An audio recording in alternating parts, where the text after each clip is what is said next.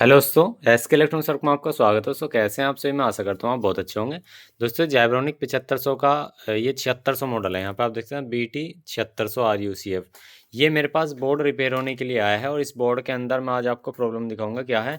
एक साइड इसकी परफेक्ट चल रही है, एक साइड में प्रॉब्लम क्या है कि सिट्टी मार रही है। आवाज़ के साथ सिट्टी आ रही है, बहुत तेज़ आवाज़, बहुत ही ना के बराबर आ रही है। ये प्रॉब्लम बहुत ही अजीब है। इस प्रॉब्लम को कैसे ठीक करते हैं और कैसे इसे समझते हैं इस प्रॉब्लम को, ये प्रॉब्लम हमारी क्रिएट कहाँ से होती है। क्योंकि कस्टमर ने कार्ड वार्ड सब चेंज करके देख लिए। इसके देखो मैं दिखाता हूँ, इसका फ्रंट साइड ये रही, ये रहा। उन्होंने कार्ड वार्ड सब लगा के देख लिया, मतलब जितना उन पे होता ना उन्होंने सब कर लिया। सप्लाई भी दोबारा बना के देख ली, फ्यूज वूज डाले, ट्रांसफार्मर दूसरा लगा लिया, ट्रांजिस्टर दूसरे लगा के देख लिए, हर चीज़ करके देख ली। जब मेरे पास ये बोर्ड आया है रिपेयर होने के लिए, तो चलिए मैं दोस्तों समझाता हूँ ये फॉल्ट आता कहाँ से। और पहले आपको चेक करा के दिखा दूँ। मैं कैमरे को ज़रा सेट कर लेता हूँ। देखो इसके लिए एक तो आउटपुट का स्पीकर है, वो तो सही चल रहा है। मैं अभी आपको यहाँ पे साउंड लगा करके दिखा देता हूँ। देखो ये मैंने लगाया, सेट को पहले कर लेता हूँ ऑन। ऑन कर लिया। ऑन करने के बाद आप यहाँ पे देखेंगे तो मैं इस पे यहाँ पे स्पीकर को कनेक्ट कर रहा हूँ। ये मैंने यहाँ पे स्पीकर को कनेक्ट कर दिया।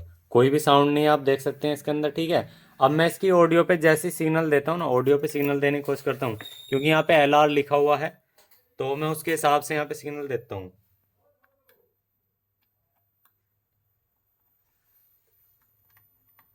यहाँ पे L और या R पे। तो मैं पीछे की साइड से आता हूँ, एक बार से बैक साइड से कर लेता हूँ बोर्ड को। यहाँ से अब बैक साइड से अब आपको सही दिखाई दे रहा होगा।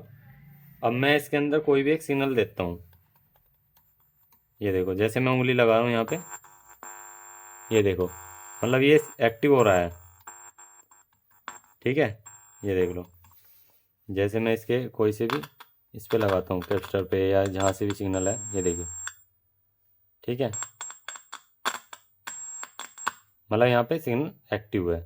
तो दोस्तों अब इस कंडीशन में हमारा एक साइड तो ओके है। अब दूसरी साइड के लिए सिंपल सा है, दो ट्रांजिस्टर यहाँ पे एक साइड के लिए काम करें, दो ट्रांजिस्टर एक साइड के लिए काम करें। तो यहाँ पे कनेक्टर लगा होता है स्पीकर का।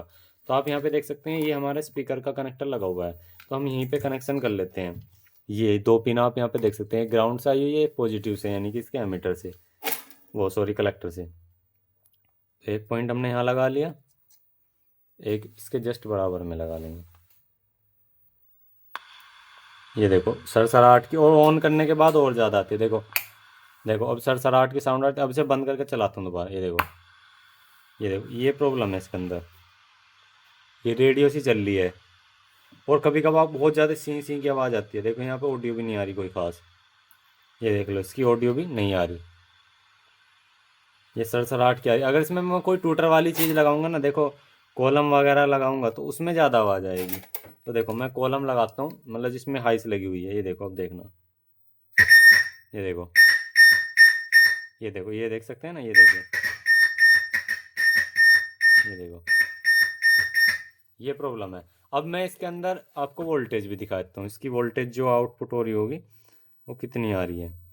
तो यहाँ पे आप देख सकते हैं AC के 15-16 वोल्टेज के आसपास यहाँ पे आउटपुट कम ज़्यादा हो रही है। ये देख सकते हैं इस तरह से फ्लिकरिंग हो रही है, ये देखिए। जबकि दूसरी साइड जो है, हमारी दूसरी साइड यहाँ पे दे रखी है, इसमें ऐसा कुछ भी नहीं है। इसमें आपको बीप मिल सकता है, अगर यहाँ पे देखो, देखो बीप मिलेगा, क्योंकि यहाँ पे साइड ओके है।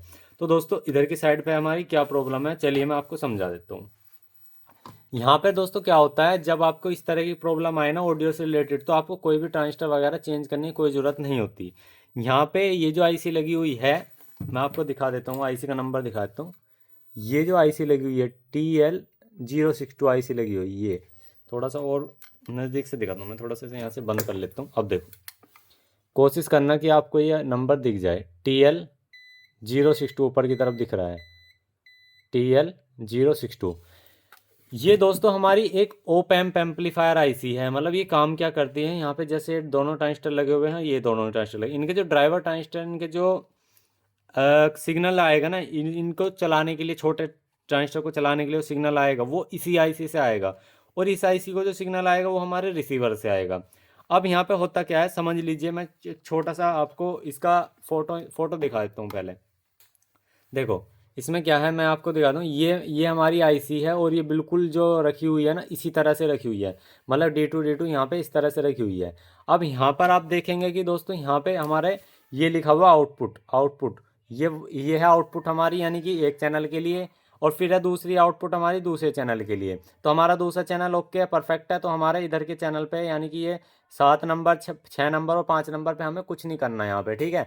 हमें आना है इस पे चैनल नंबर 1 पे, क्योंकि 1 में दिक्कत है हमारे, ठीक है। अब यहाँ पे लिखा हुआ है VCC माइनस, ये माइनस है, और यहाँ पे लिखा हुआ है VCC प्लस, आप देख सकते हैं ये प्लस है। अब तो ये जो प्लस वोल्टेज और माइनस वोल्टेज कितनी कितनी मिले, यहाँ पे 12 की प्लस मिलनी चाहिए, यहाँ पे 12 की माइनस, ग्राउंड से अगर हम चेक करेंगे, क्योंकि इस पे क्या होता है, यहाँ पर एक 1K की रजिस्टर लगी होती है, यहाँ पर 1.5K की, यहाँ पे इससे 1.5K की रजिस्टर लगी होती है, जो कि मेन सप्लाई से होती है। जो हमारी हाई वोल्टेज होगी, जैसे 25 वोल्ट है तो उससे लगी मिलेगी 1.5K की।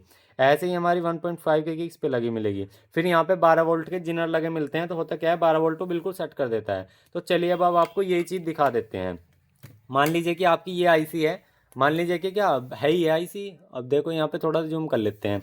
अब यहाँ पे दोस्तों क्या था, हमारे यहाँ पे वोल्टेज मिलेगी जो, वो आप देख सकते हैं यहाँ पे इस जीनस डायोड से आई हुई है, और साथ में यहाँ पे एक रजिस्टर लगी हुई है, और ये रजिस्टर यहाँ पे लग के 1.5K की रजिस्टर है, और ये हाई वोल्टेज से यहाँ से आई हुई है। ये हाई वोल्ट की यहाँ पे रेजिस्टेंस आई, यहाँ पे पुल डाउन कराने के लिए रेजिस्टेंस लगा रखी है। यहाँ पे ये जो जिनर लगा हुआ है ना, 12 वोल्ट का जिनर लगा हुआ है, इधर की तरफ जो लगा हुआ है वो हमारी लो वोल्टेज कराने के लिए, और यहाँ पे भी लो वोल्टेज कराने के लिए। अब यहाँ पे आप देखेंगे इधर की तरफ आएंगे, तो यहाँ पे भी जो रजिस्टर लगा हुआ है ना, यहाँ पर भी ये जो रजिस्टर लगा हुआ है, यहाँ से यहाँ तक भी, मतलब जो इसके लिए लगा रखा है, आपके अगर इस सिग्नल को देखें ना, तो यहाँ पे एक रजिस्टर यहाँ लगा हुआ 1.5K का, ये यहाँ पे प्लस वोल्टेज से आ रहा है, और यहाँ पर आप देखेंगे तो माइनस वोल्टेज से आ रहा है। अब इसको हमें वोल्टेज को एक बार चेक कर लेना, मेजरमेंट कर लेना है कि हाँ भाई हमारी वोल्टेज ठीक आ रही है नहीं आ रही, क्योंकि अगर ये वोल्टेज में भी दिक्कत होगी ना, तब भी हमारे आउटपुट में इस तरह की दिक्कत आएगी। लेकिन दोनों चैनल पे दिक्कत आती है, अगर आती तो चलिए हम इस वोल्टेज को फिर भी माप लेते हैं आपको दिखाने के लिए कि हाँ भाई वोल्टेज आ रहे हैं नहीं आ रहे हैं। तो हमने सेट को ऑन किया, हमने एक प्रोब को ग्राउंड कर देना है, जैसे हमारे 2 कैपेसिटर लगे, उनके कैपेसिटर का जो ग्राउंड होता है ये है। अब हमने जांचना है कि यहाँ पे जो ये ट्रैक है, यानी कि ये ट्रैक यहाँ आ रहा है, तो यहाँ पे पॉजिटिव वोल्टेज मिलेंगे, सॉरी नेगेटिव वोल्टेज मिलेंगे, -के 25 वोल्टेज है यहाँ पे आप देख सकते हैं। और यही -के 25 वोल्टेज हमारे पुल डाउन रेजिस्टेंस के द्वारा यहाँ पे आएंगे। वो अब हमारे यहाँ पे -के 12 मिल रहे हैं। रीज़न क्यों मिल रहे हैं 12, क्योंकि साथ में ग्राउंड से और 12 वोल्ट के बीच में, मतलब ग्राउंड से और रेजिस्टेंस के बीच में जो वो लगा हुआ है ना जिनर डायोड, ये 12 वोल्ट का जिनर है, तो इसने डाउन कर दी। तो ये सप्लाई सीधी हमारी अब यहाँ पे आईसी पे चली गई इसकी, यहाँ पे आप देख सकते हैं ये -12 वोल्ट मैंने जैसे आपको सर्किट के अंदर दिखाया था, अब समझना। यहाँ पे तो आप देख सकते हैं पिन नंबर 4 पे माइनस की VCC वोल्ट है, ठीक है। तो ये हमारी ग्राउंड से माइनस की VCC वोल्टेज यहाँ पे बिल्कुल परफेक्ट आ रही है। उसके बाद यहाँ पे जो हमारी पिन नंबर 8 थी यहाँ पे ऊपर की तरफ, तो यहाँ पे आप देखेंगे माइनस, यहाँ पे +12 वोल्ट आनी चाहिए, जो कि बिल्कुल परफेक्ट आ रहे हैं, हमारे वोल्टेज की दिक्कत नहीं है और आईसी की भी दिक्कत नहीं है, क्योंकि इसके आउटपुट चैनल बिल्कुल ठीक बोल रहा है। अब मैं आपको बता देना चाहता हूँ, यहाँ पे इन्वर्टिंग और नॉन इन्वर्टिंग पिन होती है, इन्वर्टिंग और नॉन इन्वर्टिंग आईसी के अंदर। तो मैं यहाँ से आपको बंद करके इसको दिखा देता हूँ, बिल्कुल लाइव इसको रिपेयर करके दिखाऊंगा। ये देखो, यहाँ पे आप देख सकते हैं ये जो पिन है ना, यहाँ पे जैसे यहाँ पे 1 2 3 4 5 6 7 8 इस तरह से पिने हैं। अब यहाँ पे जो ये मैंने बताया था 2 नंबर और 3 नंबर, ये इन्वर्टिंग नॉन इन्वर्टिंग का जो खेल है, अब देखो मैं आपको दिखा देता हूँ ये क्या चीज़ है। यहाँ पे ये 2 नंबर और 3 नंबर है, यहाँ पे इन्वर्टिंग और नॉन इन्वर्टिंग इनपुट सिग्नल है। अगर इनपुट सिग्नल मिसिंग होगा तो सीधी सी बात है आउटपुट सिग्नल मिसिंग होगा ही होगा। कहने का मतलब पौधे में जैसा आप पानी डालोगे इसी तरह से वो बड़ा होगा। कहने का मतलब ये है कि जब इसका इन्वर्टिंग हमारा ख़राब हो रहा हो तो आउटपुट की जो ऑडियो है वो भी हमारी ख़राब आएगी, सीधी सी बात है। इसी हिसाब से मैं यहाँ की ऑडियो हमारी परफेक्ट है और यहाँ की ऑडियो में दिक्कत है। तो अब हमें करना क्या है, यहाँ पे ये जांचना है कोई इसमें से कंपोनेंट मिसिंग तो नहीं है। तो यहाँ पर आप देखेंगे कि यहाँ पर एक रजिस्टर लगा हुआ, यहाँ पे ये जो रजिस्टर लगा हुआ है ना इधर की तरफ, नॉन इन्वर्टिंग पर इन्वर्टिंग के बीच में वो जो रेजिस्टेंस लगा हुआ है आप देख सकते हैं, यहाँ पर रेजिस्टेंस लगी हुई है 472, ठीक है। और यहाँ पर भी 472 लगी हुई है, और यहाँ पे R25 डला हुआ है, यहाँ C15 कैपेसिटर के लिए डला है। यहाँ पे से एक कैपेसिटर जो है इसमें से मिसिंग है, आप यहाँ पे देख सकते हैं एक कैपेसिटर इसके अंदर है नहीं। जैसे यहाँ पे इस पिन पे आप देख सकते हैं यहाँ पे सी पे यहाँ पे कैपेसिटर लगा हुआ है जस्ट इसके बराबर में, देखें ये कैपेसिटर लगा हुआ है इस पिन से। और यहाँ पर आप देख सकते हैं इसके एक एसएमडी कैपेसिटर मिसिंग है। तो मैं आपको अगर इसमें कैपेसिटर डाल के दिखाऊँ, क्योंकि यहाँ पे क्या है कि किसी ने फाड़ दिया या किसी से फट गया होगा, ऐसा लगता है जैसे कुछ चीज़ लग जाती है, सोल्डर वगैरह डल जाता है, उससे हमारा उखड़ के चला जाता है, या किसी वजह से यहाँ से पिन में लग गया होगा इस वजह से। तो यहाँ पे इस वजह से यहाँ पे ये जो वो कैपेसिटर है वो यहाँ से ओपन है। अब ये जब इन्वर्टिंग हमारी बेकार हो रही होगी तो सीधी सी बात है हमारे आउटपुट में दिक्कत आएगी। तो हमें क्या करना है, सिंपल सा इस तरह का एसएमडी कोई भी बोर्ड लेना है, यहाँ से कोई भी एक फ्लैट कैपेसिटर निकालना है, ठीक है। इसमें कोई ऐसी वैल्यू नहीं लेनी, कोई दिक्कत नहीं वाली बात नहीं है, फ्लैट कैपेसिटर लेना है जो कि ऑडियो सेक्शन पे ही लगा हुआ हो, क्योंकि एसएमडी है तो यहाँ से हमें निकाल लेना। हमने ये फ्लैट कैपेसिटर यहाँ से ले लिया, ठीक है। इसकी वैल्यू बिल्कुल ठीक होगी, कोई दिक्कत वाली बात नहीं है। तो हम यहाँ से इसको थोड़ा सर्किट को इधर करेंगे,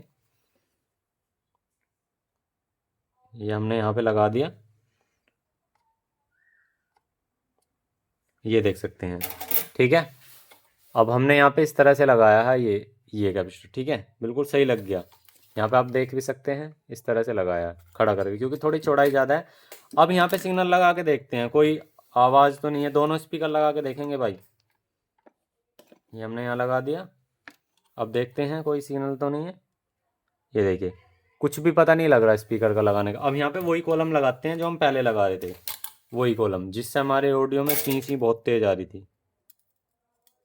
ये हमने यहाँ लगाया और ये देख लो भाई कोई भी ऑडियो नहीं है। और मैं आपको दिखा देना चाहता हूँ सर्किट भी ऑन है, अभी यहाँ पे ऑडियो भी देकर दिखाऊंगा इसमें, ऐसी कोई बात नहीं है, मतलब हाँ हमारी ऑडियो ऑन है। यहाँ देख लो 25 वोल्टेज, ठीक है, आप देख सकते हैं। और यहाँ पे ये वाली 25 वोल्ट बिल्कुल ठीक है। अब यहाँ पे ये देखिए सिग्नल भी दे के देख रहा हूँ मैं हाथ से, यहाँ पे आप देखेंगे, ये देखो, ये देख सकते हैं।